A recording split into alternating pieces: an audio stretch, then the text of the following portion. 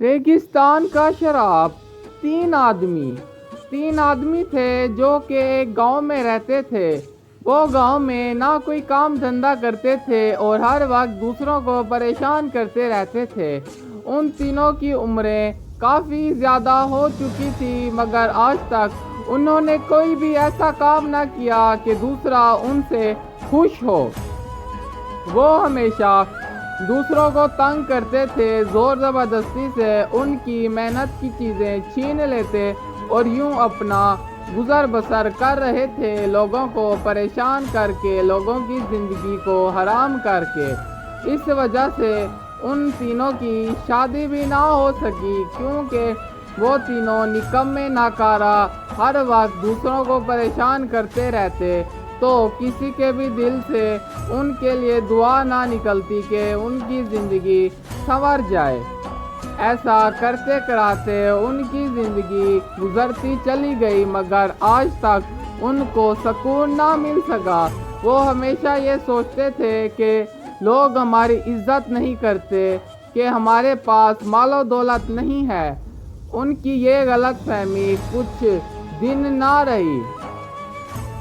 وہ ایک سفر پہ نکلے، چند کھانے پینے کا سامان لے کر کہ جائیں گے گاؤں سے باہر، کسی ایسے بندے کو ڈھونڈیں گے جس کے پاس بہت مال و دولت ہو، اس کو مار پیٹ کر اس کی ساری مال و دولت، جائیداد، جتنی بھی اس کی زندگی کی جمع پونجی ہے، اس کو چھین کر گاؤں میں واپس آ کر ٹھاٹ باٹ کی زندگی جئیں گے۔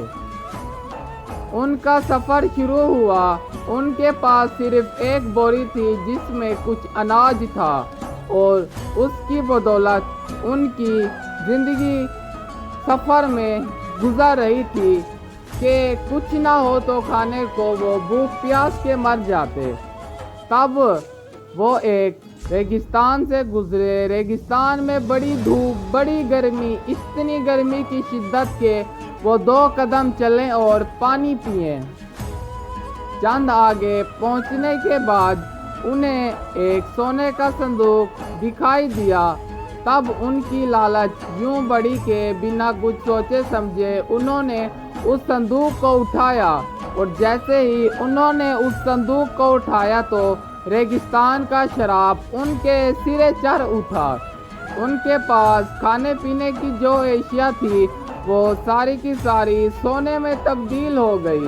وہ تینوں بڑا خوش ہو گئے کہ ہم نے تو صرف ایک صندوق کو اٹھایا تھا اور ہمارے کھانے پینے کی چیزیں بھی سونے میں تبدیل ہو گئی، اور اب ہم گاؤں میں جا کر اپنا ایک محل بنائیں گے۔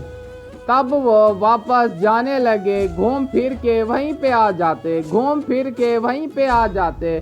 انہیں ریگستان سے باہر جانے کا کہیں راستہ نہ مل رہا تھا۔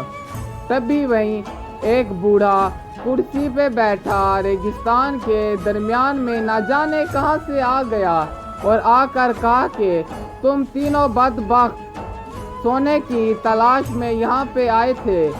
چند سال پہلے بالکل میرے ساتھ ایسا ہوا تھا کہ کچھ لوگوں نے مجھے لوٹ کے مار ڈالا، تو اب تم ان کی سزا بھگتو گے اپنی لالچ کے چلتے۔ تو انہوں نے اس بوڑھے کی بات کو جھٹلا ڈالا، اس کو پاگل سمجھ لیا۔ وہاں جائیں یہاں جائیں، مگر کہیں کوئی راستہ نہ ملے۔ آخر تھک ہار کر اسی جگہ پہ آ کے واپس ٹھہر گئے جہاں پہ وہ بوڑھا بیٹھا تھا۔ بوڑھے کی منتیں کی، پاؤں پکڑے، گڑ گڑایا، مگر کچھ بھی نہ ہو سکا۔ اچانک ہی وہ بوڑھا وہاں سے غائب ہو گیا۔ تو ان کی جدوجہد جاری رہی ریگستان سے نکلنے کی، مگر کچھ بھی نہ ہو سکا۔ آخر ان کا دل اتنا ٹوٹا کہ وہ سونے کا صندوق انہوں نے پھینک ڈالا کہ زندگی سے بڑھ کے کوئی چیز اہم نہیں ہوتی۔